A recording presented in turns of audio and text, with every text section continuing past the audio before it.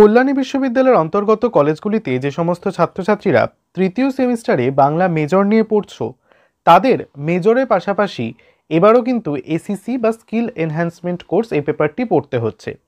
এবং তোমাদের ইতিমধ্যেই কিন্তু এই পেপারে থাকা যে প্রথম প্রবন্ধটি রয়েছে, অর্থাৎ সুভাষ মুখোপাধ্যায় লেখা কাজের বাংলা, সেখান থেকে যাবতীয় গুরুত্বপূর্ণ প্রশ্নের সাজেশন এবং তার সঙ্গে শর্ট প্রশ্ন কিন্তু আমি করে দিয়েছি। আজকে আমরা তোমাদের যে দ্বিতীয় প্রবন্ধ রয়েছে, অর্থাৎ নীরেন্দ্রনাথ চক্রবর্তীর লেখা বাংলা কি লিখবেন কেন লিখবেন, এই প্রবন্ধ অংশ থেকে গুরুত্বপূর্ণ শর্ট কোশ্চেন নিয়ে আলোচনা করব। নমস্কার বন্ধুরা, বেঙ্গলি স্টাডি উইথ জি চ্যানেলে তোমাদের সকলকেই স্বাগত জানাই। ভিডিওটা শুরু করার আগে একটা অনুরোধ, ভিডিওটা ভালো লেগে থাকলে অবশ্যই ভিডিওটিকে একটু লাইক করে বন্ধুদের সঙ্গে শেয়ার করতে ভুলবে না। চ্যানেলে যদি নতুন হয়ে থাকো তাহলে অবশ্যই চ্যানেলটিকে সাবস্ক্রাইব করে পাশে থাকা বেল আইকনটি প্রেস করে চ্যানেলের সঙ্গে থাকবে। তাহলে চলো দেখে নেওয়া যাক বাংলা কি লিখবেন কেন লিখবেন এই অংশ থেকে গুরুত্বপূর্ণ 2 নম্বরের শর্ট কোশ্চেনগুলো। তার আগে বলবো অবশ্যই কিন্তু তোমরা খাতা পেন নিয়ে এই যে শর্ট কোশ্চেনগুলো আমি তোমাদের লেখাচ্ছি সেগুলো কিন্তু অবশ্যই ভিডিওটাকে পজ করে লিখে নিতে পারো। দেখো, প্রথমেই বলতে চাই যে তোমাদের এই যে প্রবন্ধ গ্রন্থগুলো পাঠ দেওয়া রয়েছে আলোচনা সূত্রে, সেগুলো কিন্তু সবকটাই ব্যাকরণ রিলেটেড, বা যেটাকে আমরা ব্যাকরণের একটু ইনডেপথ আলোচনা বলতে পারি। সেখানে কাজের বাংলা অংশ আমরা তাই দেখেছি যে বিভিন্ন বাংলার গাঠনিক চিত্র সেখানে দেখানো হয়েছে। বাংলা কি লিখবেন কেন লিখবেন এই গ্রন্থটাও কিন্তু পুরোপুরি ব্যাকরণ গ্রন্থের একটা আরও গূঢ় তত্ত্ব আলোচনা করেছে। এই অংশ থেকে প্রথম যে প্রশ্নটা পড়বে সেটা হচ্ছে তৎসম শব্দ কাকে বলে, উদাহরণ দাও। আমরা সকলেই জানি যে সমস্ত শব্দ সংস্কৃত থেকে অবিকৃত রূপে বাংলা ভাষায় ব্যবহৃত হয় তাদেরকেই আমরা তৎসম শব্দ বলে থাকি, যেমন চন্দ্র, সূর্য, মাতা, পিতা, নক্ষত্র ইত্যাদি। পরের প্রশ্ন, রেফের পরে ব্যঞ্জনবর্ণের দিত হইবে না, এইরূপ একটি উদাহরণ দাও। অর্জন নয়, অর্জন, অর্থাৎ রেফের পর ব্যঞ্জনবর্ণের দিত, ব্যঞ্জনবর্ণের দিত মানে কি দুবার বসবে না, এমন একটা উদাহরণ হচ্ছে অর্জন। অ বর্গের জয় জয় রেফ দন্তের ন। এখানে দেখো বর্গের জয় জয় রেফ কিন্তু কোনো মতেই যুক্তিসঙ্গত নয়, তাই হবে অ বর্গের জয় রেফ দন্তের ন, অর্জন। আবার ধরো কার্য বানানে কয়াকার অন্তস্থ জয় রেফ জফলা, এটা কিন্তু হবে না, হবে কয়াকার অন্তস্থ জয় রেফ। পরবর্তীতে শব্দের অন্তে অবস্থিত বিসর্গ বর্জনীয়, এটি একটি নিদর্শন দাও। দৃষ্টান্ত কি কি হতে পারে? অন্তত, অদন্তের নয়তায় ত বিসর্গ, অন্তত এটা হবে না, বিসর্গ এক্ষেত্রে আসবে না, হবে অদন্তের নয়তায় ত, অন্তত। বা অহরহতেও বিসর্গ হবে না, হবে অহরহ।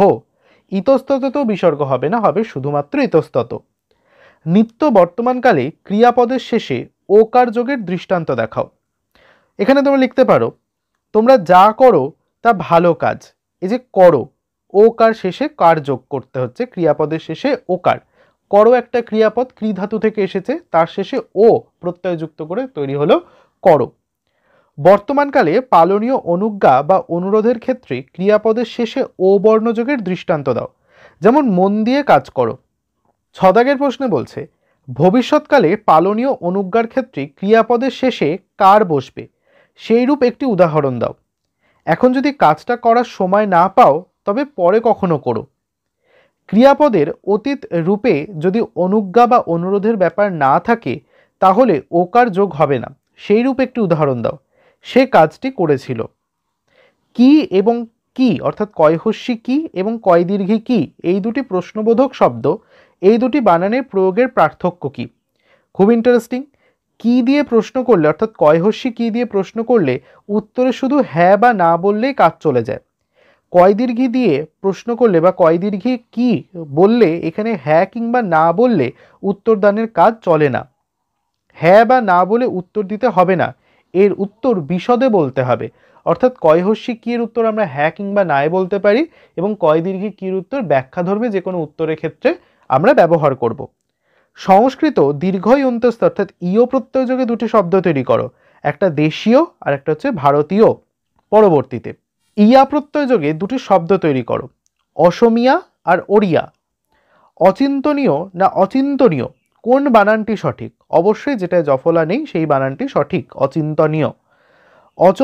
অচিন্তনীয় কথার অর্থ কি? চিন্তার অতীত, অর্থাৎ চিন্তা করে যা উপলব্ধি করা সম্ভব নয়, তাই হচ্ছে অচিন্তনীয়। অস্পৃশ্য কথার অর্থ কি? যা ছুতে নেই এমন। অস্পৃশ্য না অচ্ছুত কোনটা লেখা উচিত বলে লেখক মনে করেছেন? অবশ্যই অস্পৃশ্য লিখতে বলেছেন লেখক। অ মধ্যে নয়হস্যি ময়াকার অনিমা না অ দন্তের নয়হস্যি ময়াকার অনিমা কোনটা লিখতে বলেছেন? অবশ্যই মূর্ধন্য যেই বানানে রয়েছে অর্থাৎ অ মধ্যে নয়হস্যি ময়াকারে মা অনিমা এই বানানটি তিনি লিখতে বলেছেন। পরবর্তীতে অদ্ভুত এবং অদ্ভুত, একটিতে হস্যু একটিতে দীর্ঘ, কোন শব্দটি সঠিক? অবশ্যই যেটিতে হস্যু রয়েছে সেই বানানটি সঠিক। অধস্তন শব্দটিকে বিশ্লেষণ করলে কি পাওয়া যায়? এর অর্থ কি? শব্দটিকে বিশ্লিষ্ট করলে এই চেহারা দাঁড়াবে, অধস্তন। সন্ধির নিয়মে বিসর্গ উঠে গিয়ে এক্ষেত্রে দন্তের স হচ্ছে, জানি বিসর্গ ক্ষেত্রে বিসর্গ উঠে গিয়ে সেখানে দন্তের স্বর সাথে পরবর্তী বর্ণ যুক্ত বর্ণ হিসেবে প্রতিপাদিত হয় এবং সেই স গিয়ে বসেছে পরবর্তী বর্ণ তয়ের মাথায়। এর অর্থ নিম্ন পদস্থ, অর্থাৎ নিম্ন পদস্থ যে কর্মচারী তাকে অধস্তন বলা যেতে পারে। অধ্যবসায় না অধ্যাবসায় কোন বানানটি সঠিক?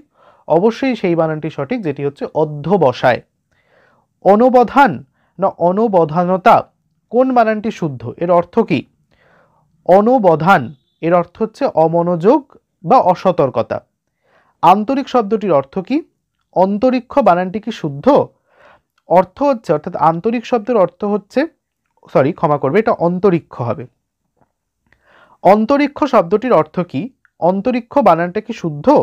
অন্তরিক্ষ কথার অর্থ হচ্ছে আকাশ বা বোম, অন্তরিক্ষ বানানো সমান শুদ্ধ। অন্তরীণ কথাটির অর্থ কি?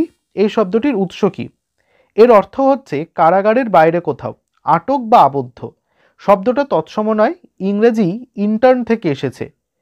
মানুষটি জীবিত কিন্তু উপস্থিত নেই, এই অবস্থা বোঝাতে অনুপস্থিতিতে না অবর্তমানে কোনটি লেখা উচিত? অবশ্যই লিখতে হবে অনুপস্থিতিতে। অবর্তমানে নেই বলতে সেখানে মানুষটির পাস অ্যাওয়ে বা সেটাকে মানুষ মারা যাওয়া অর্থে প্রযোজ্য করা হয়। যদি মানুষটি বেঁচে থাকে কিন্তু উপস্থিত নয় সেক্ষেত্রে আমরা অনুপস্থিত হিসেবে বা অনুপস্থিত শব্দটা ব্যবহার করব। অন্তঃসত্ত্বা তয়বয় নাকি অন্তঃসত্ত্বা তয় তয় কোন বানানটি সঠিক? অবশ্যই তয়বয়ের বানানটি সঠিক। এরকম তোমাদের অনেক কিন্তু দেখবে এসএসসি পেপারে এরকম বানান, শুদ্ধ বানান চিহ্নিতকরণ করতে দিতে পারে। অন্তঃস্থ না অন্তঃস্থ ভিতরে অবস্থিত অর্থে কোন বানানটি সঠিক? অবশ্যই যেটা বিসর্গ রয়েছে অন্তঃস্থ এই বানানটি সঠিক। অপরাহ্ন না অপরাহ্ন কোন বানানটি সঠিক? অপরাহ্ন যেই বানানে রয়েছে মূর্ধন্য।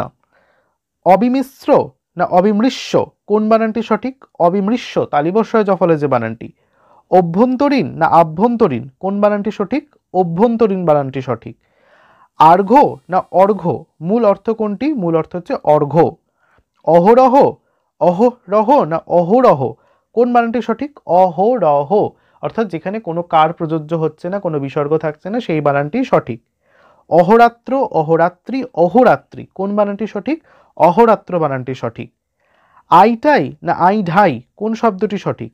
আই ঢাই এই শব্দটি সঠিক।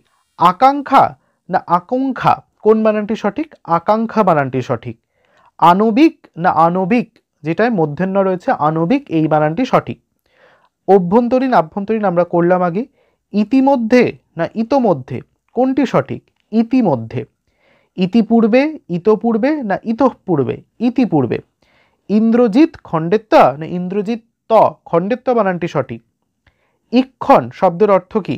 দর্শন করা বা দেখা, যেমন দূরবীক্ষণ, ঠিক আছে।